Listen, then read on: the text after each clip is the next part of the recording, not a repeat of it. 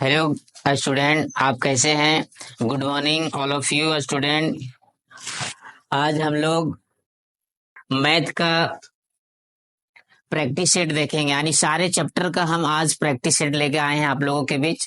और उम्मीद करते हैं कि आज का जो लेक्चर ये देखेगा वो जो 10 तारीख को एग्जाम होने वाला है, बोर्ड एग्जाम, उसमें वो हर मतलब 99% क्वेश्चन को वो आसानी से मतलब सॉल्व कर सकता है।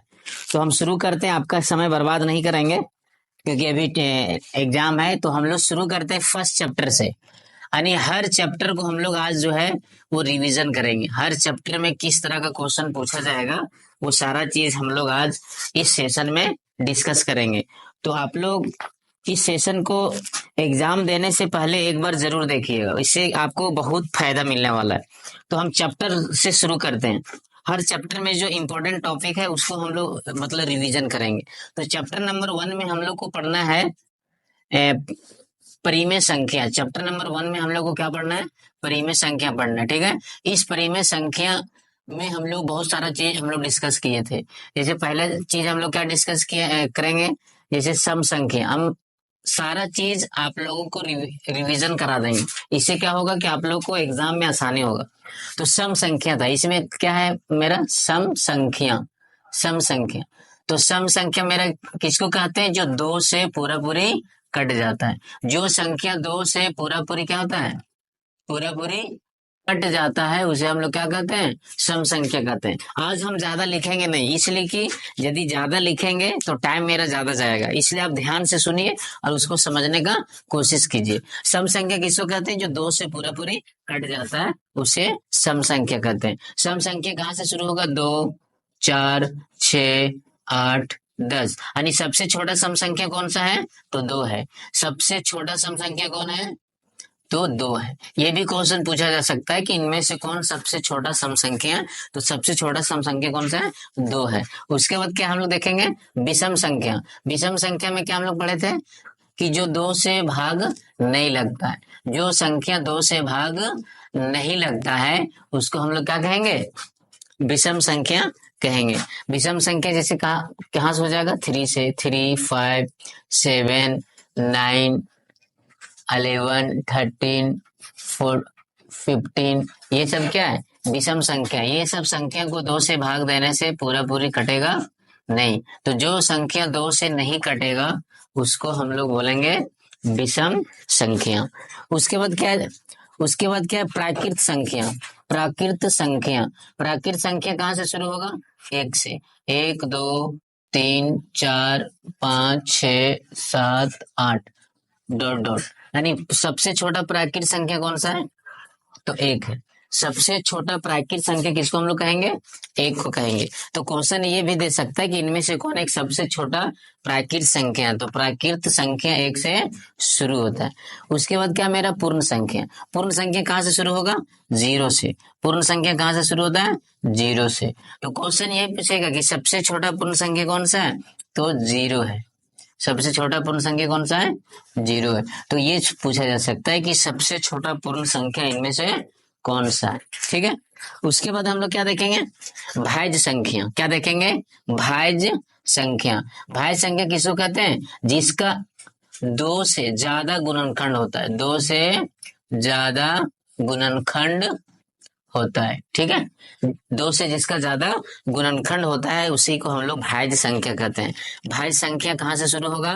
4 से। 4, 6, 8, 10, 12 डॉट डॉट। क्वेश्चन क्या पूछेगा कि सबसे छोटा भाज्य संख्या कौन सा है? तो सबसे छोटा भाज्य संख्या कौन सा है? तो 4 है। सबसे छोटा भाज्य संख्या कौन है?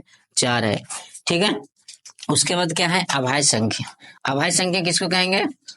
जिसका केवल 2 ही गुणनखंड होता है। जिसका क्या हो? जिसका 2 गुणनखंड हो। जिसका कितना गुणनखंड हो? 2 गुणनखंड। जैसे में क्या? 2, 3, 5, 7, 11, 13, 17 डॉट डॉट। ये सबसे छोटा अभाज्य संख्या है। तो क्वेश्चन जो एग्जाम में पूछने का क्या रहेगा? पूछेगा सबसे छोटा सम संख्या, सबसे छोटा विषम संख्या, या इनमें से कौन प्राकृतिक सबसे छोटा प्राकृतिक संख्या है, तो सबसे छोटा प्राकृतिक संख्या कौन है? 1 है। सबसे छोटा पूर्ण संख्या कौन है? 0 है। भाज्य संख्या में सबसे छोटा कौन है? 4 है। अभाज्य संख्या में सबसे छोटा क्या है? 2 है। तो इस तरह इतना से कम एक क्वेश्चन तो 100% पूछा ही जाएगा संख्या से। संख्या से आपका कम से कम एक क्वेश्चन जरूर पूछेगा, या तो पूर्ण संख्या से दे, या प्राकृतिक संख्या से दे, या अभाज्य संख्या से दे, या फिर भाज्य संख्या से दे। ठीक है। उसके बाद क्या है? परिमेय संख्या। परिमेय संख्या किसको कहते हैं? जिसे हम लोग p बटा q में लिखते हैं और जिसका वर्गमूल निकल जाता है उसी को हम लोग क्या कहते हैं? परिमेय संख्या कहते हैं। इसके बाद हम लोग क्या देखेंगे, क्योंकि हम लोग को आज ज्यादा कवर करना है इसलिए फास्ट में देखेंगे। इसके बाद हम लोग को देखना है गुणात्मक प्रतिलोम। क्या देखना है? गुणात्मक प्रतिलोम, जो आप लोग को चैप्टर नंबर 1 में आप लोग को बता दिया गया, उसमें भी आप इस वीडियो को आराम से देख सकते हैं। गुणात्मक प्रतिलोम ये सब सारा चीज बता दिया गया है। आप जो लेक्चर नंबर 1 है उसमें आप देख सकते हैं। ठीक है। तो गुणात्मक प्रतिलोम कैसे निकलता है?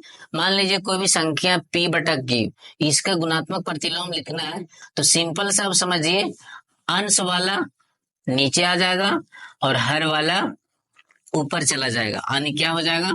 q बटे p हो जाएगा। या मान लीजिए 5/3 रहेगा, इसका गुणात्मक प्रतिलोम निकालना है तो ये हो जाएगा 3/5। या मान लीजिए 8/3 रहेगा और इसका गुणात्मक प्रतिलोम निकालेंगे तो ये हो जाएगा 3/8। या मान लीजिए केवल 5 रहेगा तो इसका गुणात्मक प्रतिलोम हो जाएगा, समझने के लिए नीचे 1 डालेंगे तो ये 1 ऊपर चला जाएगा और 5 नीचे आ जाएगा। मान लीजिए 7 रहेगा, इसका गुणात्मक प्रतिलोम क्या हो जाएगा? 1/7। तो इस तरह से कोई भी संख्या का गुणात्मक प्रतिलोम हम लोग निकाल सकते हैं। गुणात्मक प्रतिलोम कैसे निकलता है? जो अंश में रहेगा वो हर में चला जाएगा और हर वाला अंश में आ जाएगा। बस सिंपल सी याद रखना। जैसे मान लीजिए p देखिए यहाँ ऊपर है, ये कहाँ चला गया? नीचे। q यहाँ नीचे है, ये कहाँ चला गया? ऊपर। बस इतना ही याद रखना कि नीचे वाला ऊपर जाएगा और ऊपर वाला नीचे आएगा। इस तरह से गुणात्मक प्रतिलोम हम निकाल सकते हैं। तो गुणात्मक प्रतिलोम हम लोग समझ गए। उसके बाद क्या समझेंगे? योज्य प्रतिलोम। उसके बाद हम लोग समझेंगे योज्य प्रतिलोम। योज्य प्रतिलोम कैसे निकलता है? तो योज्य प्रतिलोम जो मेरा निकलेगा, किसी भी चीज में कितना जोड़ा या घटाया जाए कि उसका मान 0 आ जाए। ठीक है। किसी भी चीज में कितना जोड़ा या घटाया जाए कि उसका मान 0 आ जाए। ठीक है। तो जैसे कोई संख्या लेते हैं हम लोग, कौन सा संख्या लेते हैं? योज्य प्रतिलोम में किसी भी चीज में कितना जोड़ा या घटाया जाए कि उसका मान क्या आ जाए, यानी उसका रिजल्ट जो है वो क्या आ जाए? रिजल्ट उसका आ जाए 0। ठीक है। अब देखिए, मान लीजिए 5 है, 5 का योज्य प्रतिलोम कितना होगा? 5 0 कब होगा? जब इसमें -5 करेंगे। तो -5 करेंगे तो क्या हो जाएगा? मेरे पास 5 है और -5 हम लोग कर दिए तो कितना हो जाएगा? 0 हो जाएगा। यानी आंसर क्या हो गया मेरा? -5। मान लीजिए 6 है, 6 का गुणात्मक प्रतिलोम क्या बोलते हैं? योज्य प्रतिलोम क्या हो जाएगा? -6 हो जाएगा, क्योंकि 6 है, इसको 0 करना है तो -6 इसके साथ घटाना पड़ेगा तभी तो 0 होगा। मान लीजिए 7 है, 7 को 0 लाना है तो 7 के साथ -7 घटाना पड़ेगा तभी 0 आएगा। इसी को हम लोग बोलते हैं योज्य प्रतिलोम। या मान लीजिए 5/3 है, इसका कितना होगा? -5/3 होगा। यानी इस तरह से भी स्टूडेंट याद रख सकता है कि प्लस को संख्या यदि प्लस में दिया है और उसका योज्य प्रतिलोम पूछ रहा है तो उतना ही सेम संख्या होगा, केवल साइन बदल जाएगा। प्लस में रहेगा तो माइनस होगा, ठीक है, और माइनस में रहेगा तो प्लस रहेगा। जैसे माइनस वाला लेते हैं, मान लीजिए -5 का गुणात्मक प्रतिलोम पूछेगा तो +5 होगा। ठीक है। मान लीजिए -6 का पूछेगा तो +6 होगा। मान लीजिए -3/4 का पूछ रहा है तो +3/4 होगा। इस तरह से हम लोग क्या कर सकते हैं? निकाल सकते हैं। मतलब प्लस रहेगा तो माइनस होगा, माइनस रहेगा तो प्लस रहेगा। उम्मीद करते हैं कि ये भी चीज आपको समझ में आ गया है। और उसके बाद हम लोग क्या देखेंगे? इसके बाद हम लोग को देखना है समतुल्य परिमेय संख्या। समतुल्य परिमेय संख्या कैसे निकलेगा? समतुल्य परिमेय संख्या जो है वो हम लोग को निकालने के लिए पूछ देता है कि समतुल परिमेय संख्या इनमें से कौन सा है। तो समतुल परिमेय संख्या कैसे निकलता है? मान लीजिए मेरा 2/5 का पूछ रहा है समतुल्य, ठीक है। तो समतुल परिमेय संख्या निकालने का आसान तरीका यही है, जो संख्या दिया गया उसको लिखिए 2/5। अब इस संख्या को सेम नंबर से मल्टीप्लाई करना है। सेम नंबर बोले तो जितना से ऊपर मल्टीप्लाई करेंगे उतना से ही नीचे भी मल्टीप्लाई करेंगे। तो ये कितना हो जाएगा? ये हो जाएगा 4, ये हो जाएगा 10। यानी 4/10 जो आ गया ये समतुल्य है किसका? 2/5 का है। क्यों है? क्योंकि इसको आगे यदि हम कट कर दें तो ये कितना कट जाएगा? 2 दूना 4 और 2 बचे 10। ये सेम आ गया कि नहीं? यानी तुलना करने के बाद सेम आ गया, ठीक है। अगला लेते हैं, मान ले इसी का अगला समतुल्य निकालते हैं। 2/5 का अगला समतुल्य परिमेय संख्या क्या होगा? अगर हम लोग क्या करेंगे, 2/5 है, 2/5 को ऊपर क्या करेंगे? ऊपर भी 3 से मल्टीप्लाई कर दिए और नीचे भी 3 कर दिए, तो ये 6 हो जाएगा और नीचे 15 हो जाएगा। अगर अगला और निकालने पूछ दिया तो अगर 4 से मल्टीप्लाई कर दो। ये आपके ऊपर निर्भर करेगा कि हम किसे मल्टीप्लाई कर रहे हैं, उसके हिसाब से आंसर इसका आ जाएगा और ऑप्शन में हम लोग इसको चेक करेंगे, ठीक है। तो ये सब जो है 4/10, 6/15, 8/20, ये जो तीनों जो संख्या आ गया वो किसका समतुल्य है? ये 2/5 का समतुल्य है, क्योंकि सबको यदि कट करेंगे तो उतना ही आएगा। इसको भी काटा जाए तो 2/5 आएगा, इसको भी काटा जाए 4 दूना 8, 4 पचे 20। सबका देखिए सेम आया कि नहीं? इसीलिए इसका नाम क्या है? समतुल्य। मतलब सम मतलब बराबर, तुल्य मतलब तुलना। यानी तुलना करने के बाद जिसका मान सम आ जाए यानी बराबर आ जाए तो उसी को हम लोग क्या बोलेंगे? समतुल्य बोलेंगे। तो उम्मीद करते हैं ये चीज भी आपको समझ में आ गया होगा। एक आखिरी पॉइंट क्या है इस चैप्टर से? वो है परिमेय संख्या कैसे निकालते हैं। तो परिमेय संख्या निकालने का बहुत सारा मेथड है, लेकिन हम यहाँ सिंपल मेथड आपको ये बता दे रहे हैं कि किसी भी संख्या को जोड़कर 2 से भाग देंगे तो परिमेय संख्या आसानी से निकल जाएगा। जैसे मान लीजिए 5 और 7 का परिमेय संख्या निकालना है, तो कितना परिमेय संख्या निकालना? 1 निकालना है, 2 निकालना है, 3 निकालना, ये क्वेश्चन के आधार पर निर्भर करेगा। तो कोई भी संख्या के बीच में हम लोग कितना निकाल सकते हैं? अनेक परिमेय संख्या निकाल सकते हैं। किसी भी दो संख्या के बीच अनेक परिमेय संख्या निकाला जा सकता है। निकालने का तरीका क्या है? जोड़ के 2 से भाग देना है। जोड़ के क्या करना है? 2 से भाग देना। जैसे 5 और 7 था, तो 5 और ये 7 है, दोनों को जोड़ दो, 5 + 7 और भाग दे दो 2 से, कितना हो जाएगा? 12/2। ये कितना आ गया? 6। यानी ये हो गया पहला परिमेय संख्या। दूसरा परिमेय संख्या निकालना है तो इसको और इसको जोड़ दो और फिर 2 से भाग दे दो। 5 + 6 अपन 2 करो, क्या हो जाएगा? 11/2। ये कहाँ लिखाएगा? यहाँ पे 11/2। जिसको नहीं समझ में आ रहा होगा वो फर्स्ट वीडियो देख सकता है। फर्स्ट वीडियो में पूरा डिटेल बताया गया है, ठीक है। अभी तो पूरा डिटेल नहीं बताया जा सकता है क्योंकि अभी सारा चैप्टर लगभग हमको कवर करना है, ठीक है। तो इस तरह से मेरा पहला चैप्टर जो था वो मेरा रिवीजन हो गया। पहला चैप्टर में हम लोग क्या देखें? संख्या पद्धति देखें, सम संख्या, विषम संख्या, पूर्ण संख्या, प्राकृत संख्या, परिमेय संख्या या परिमेय संख्या, भाज्य संख्या, भाज्य संख्या, और 3-4 चीज और क्या देखें? योज्य प्रतिलोम, गुणात्मक प्रतिलोम, समतुल्य परिमेय संख्या और परिमेय संख्या। इतना यदि को बच्चा पढ़ के जाएगा फर्स्ट चैप्टर से तो मतलब 99% चांस है कि क्वेश्चन एक भी नहीं छूटेगा फर्स्ट चैप्टर का, ठीक है। अब हम लोग शुरू करेंगे चैप्टर नंबर 2। चैप्टर नंबर 2 में हम लोग को क्या पढ़ना है? तो क्लास 8 का चैप्टर नंबर 2 जो है हम लोग को पढ़ना है वर्ग एवं वर्गमूल। ये चैप्टर का नाम है। वर्ग एवं क्या पढ़ना है? वर्गमूल पढ़ना है, ठीक है। तो सबसे पहले हम लोग क्या सीखेंगे? वर्ग क्या है? वर्ग क्या है? तो वर्ग हम लोग उसको कहते हैं किसी भी संख्या को उसी संख्या से गुना करना। मान लीजिए हम लोग एक का वर्ग निकालना चाहते हैं, ठीक है। तो एक को एक से ही मल्टीप्लाई कर देंगे तो क्या हो जाएगा?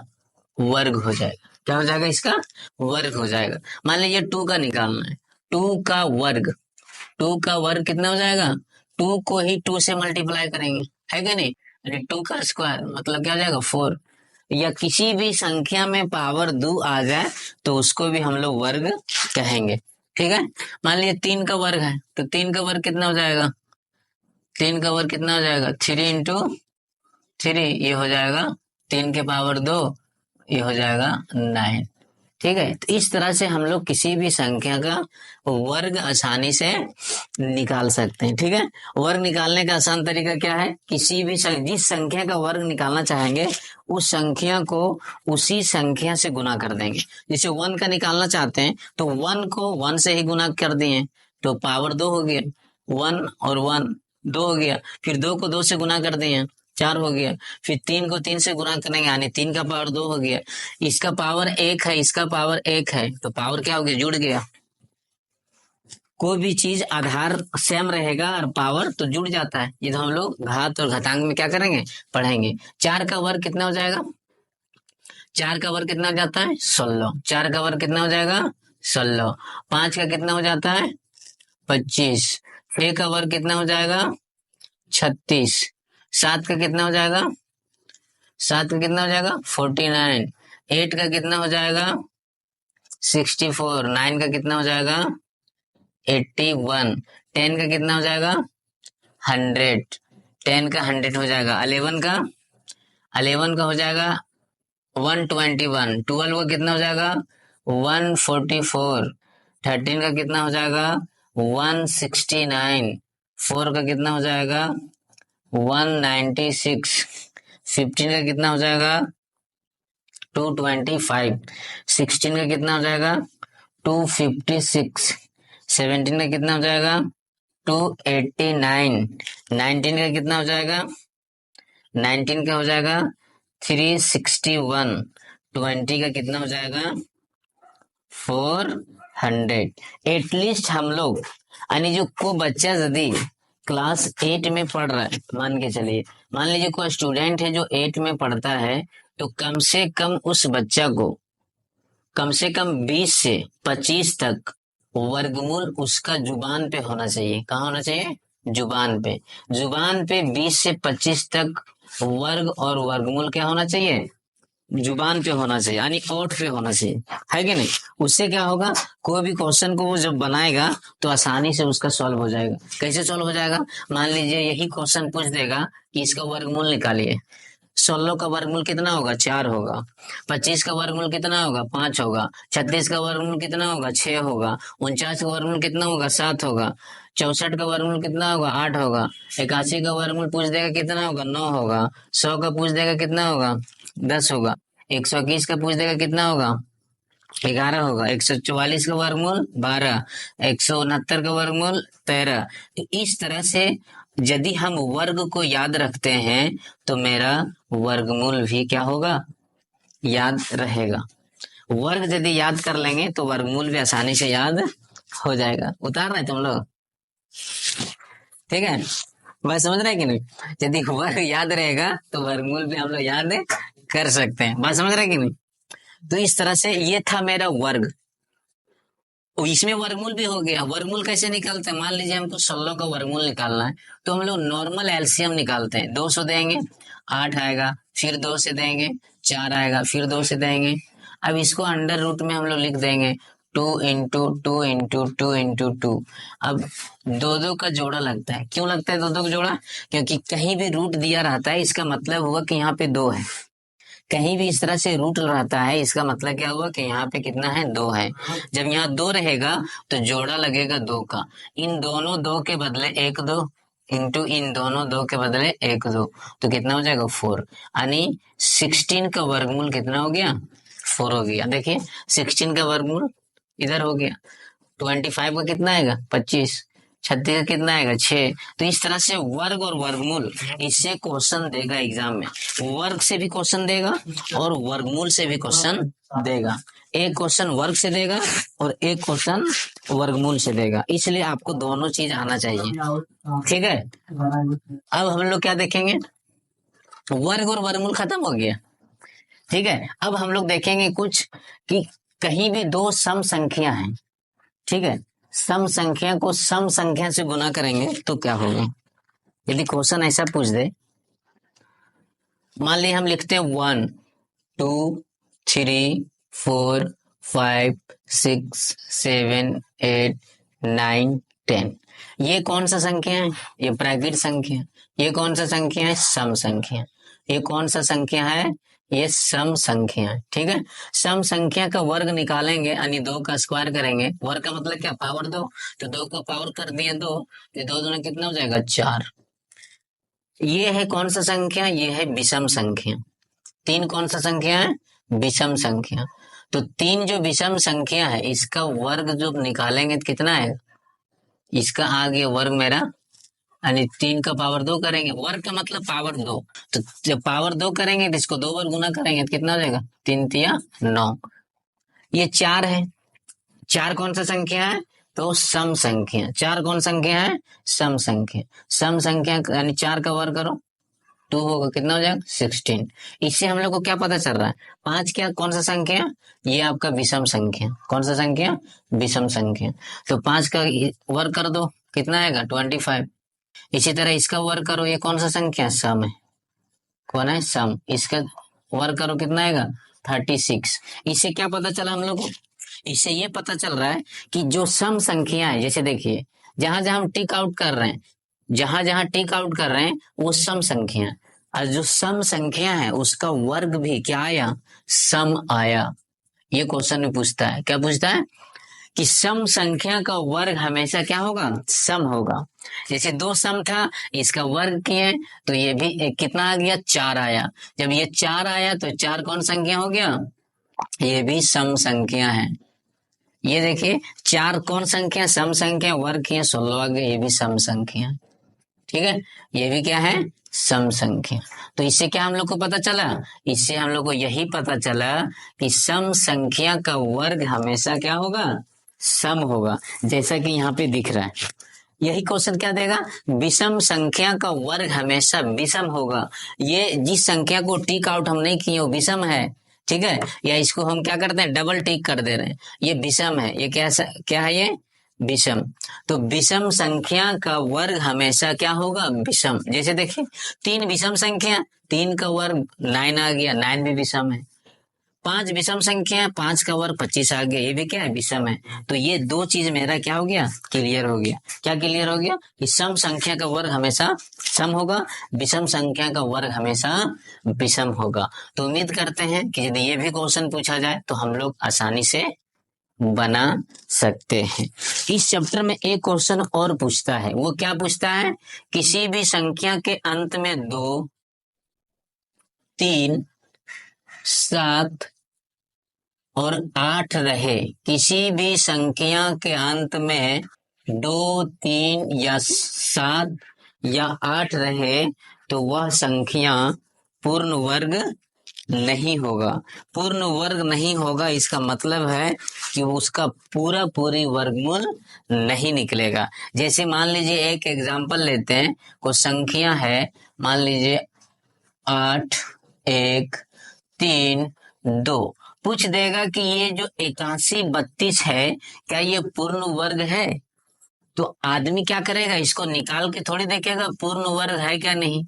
मान लीजिए इसका हम वर्गमूल निकालेंगे तो टाइम तो बहुत लग जाएगा।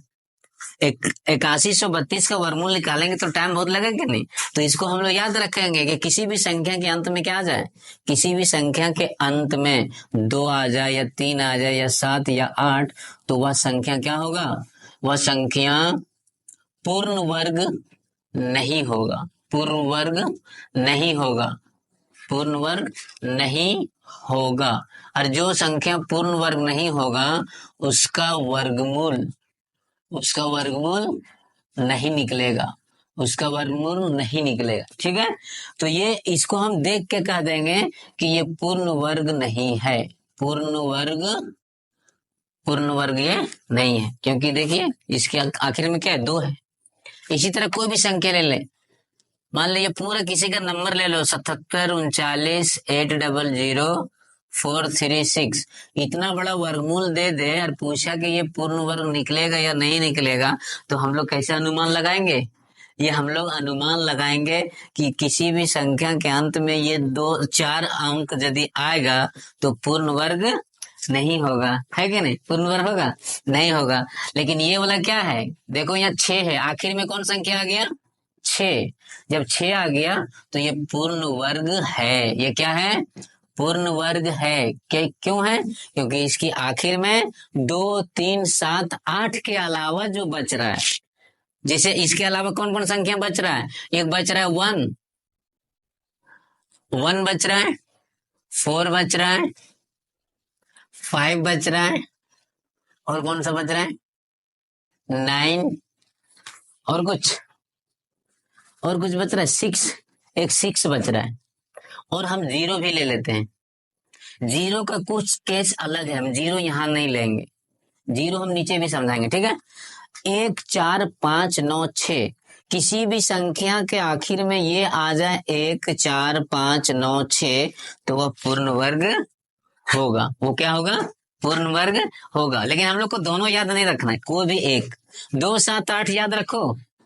2, 7, 8 यदि याद रख लेंगे कि ये पूर्ण वर्ग नहीं हो रहा है, तो बाकी जो संख्या बचेगा वो पूर्ण वर्ग हो जाएगा। और ये जो हम लिखे ये मेरा मोबाइल नंबर है, इसका यदि वर्गमूल निकालेगा तो आसानी से निकल जाएगा, ठीक है? और किसी का मोबाइल नंबर ले सकता है, हालांकि हमको याद नहीं दूसरा नंबर कैसे लिखे बोर्ड पे, है कि नहीं? आप अपना मोबाइल नंबर का निकाल के चेक करिए लास्ट में कितना आ रहा है, उसका वर्गमूल निकलेगा या नहीं। तो 0 वाला केस क्या था? 0 वाला केस ये है, किसी भी संख्या के अंत में यदि 2 0 है, यानी सम संख्या में 0 है, तो उसका वर्गमूल निकल जाएगा। जैसे 2 0 का वर्गमूल कितना होता है? 1 0। 4 0 का वर्गमूल होता है 2 0, ठीक है? 6 0 का वर्गमूल 3 0। इससे क्या पता चला? इससे यही पता चला कि किसी भी संख्या के अंत में यदि 0 की संख्या सम है, 0 की संख्या सम है, देखिए सम है कि नहीं? 0 की संख्या सम, यहाँ भी 0 की संख्या सम, यहाँ भी 0 की संख्या सम। किसी भी संख्या के अंत में 0 की संख्या सम होगा तो उसका वर्गमूल निकल जाएगा, यानी उसका वर्गमूल क्या हो जाएगा? निकल जाएगा। तो ये बात यहाँ पर हो गया क्लियर। जैसे हम एक चीज और लेते हैं, एक चीज और क्या लेते हैं? मान लीजिए हम 100 का वर्गमूल निकालते हैं तो 10 आता है कि नहीं? हर किसी को पता है कि 100 का वर्गमूल कितना होगा बाबू? 10 होगा। 10 क्यों हुआ? इसका वर्गमूल क्यों निकला? इसलिए निकला क्योंकि 10 में 100 का वर्गमूल इसलिए निकला क्योंकि 100 में 0 की संख्या सम है। सम बोले तो यहाँ पे 2 है कि नहीं? अब यदि कुछ चाहेगा कि 10 का वर्गमूल निकलेगा क्या, तो हम बोलेंगे कि नहीं निकलेगा। क्यों नहीं निकलेगा? क्योंकि 10 में शून्य की संख्या विषम है, और जिस संख्या के अंत में शून्यों की संख्या विषम रहेगा तो उसका वर्गमूल नहीं निकलेगा। इसको क्या बोलेंगे? वर्गमूल नहीं निकलेगा। 1000 का वर्गमूल निकलेगा क्या? तो हम बोलेंगे नहीं निकलेगा। क्यों नहीं निकलेगा? क्योंकि शून्य की संख्या क्या है? विषम है। विषम वाला का नहीं निकलेगा। इसका वर्गमूल निकलेगा क्या? तो बोलेंगे हाँ निकल जाएगा, क्योंकि शून्य की संख्या सम है। शून्य की संख्या क्या है? सम, यानी 4 है। तो 4 0 का वर्गमूल 2 0। 1 का वर्गमूल 1। ये भी याद रखना है कि 1 का वर्गमूल कितना होगा बाबू? 1 होगा। 1 का वर्गमूल कितना होता है? 1। 1 का वर्ग भी क्या होगा? 1, ठीक है? 1 का वर्ग भी क्या होगा? 1। वर्ग भी 1, वर्गमूल भी 1। 4 0 का वर्गमूल 2 0। इस तरह से हम लोग याद रख सकते हैं। इस तरह से मेरा चैप्टर नंबर 2 जो है वो कंप्लीट हो गया। चैप्टर नंबर 2 क्या हो गया मेरा? कंप्लीट। यानी हम लोग 2 चैप्टर अभी तक रिवीजन कर चुके हैं। पहला चीज क्या देखे थे हम लोग? वर्ग। उसके बाद क्या देखे? वर्गमूल। उसके बाद क्या देखे? सम संख्या का वर्गमूल हमेशा सम होगा, विषम संख्या का वर्गमूल हमेशा विषम होगा। अब हम लोग शुरू करेंगे क्या?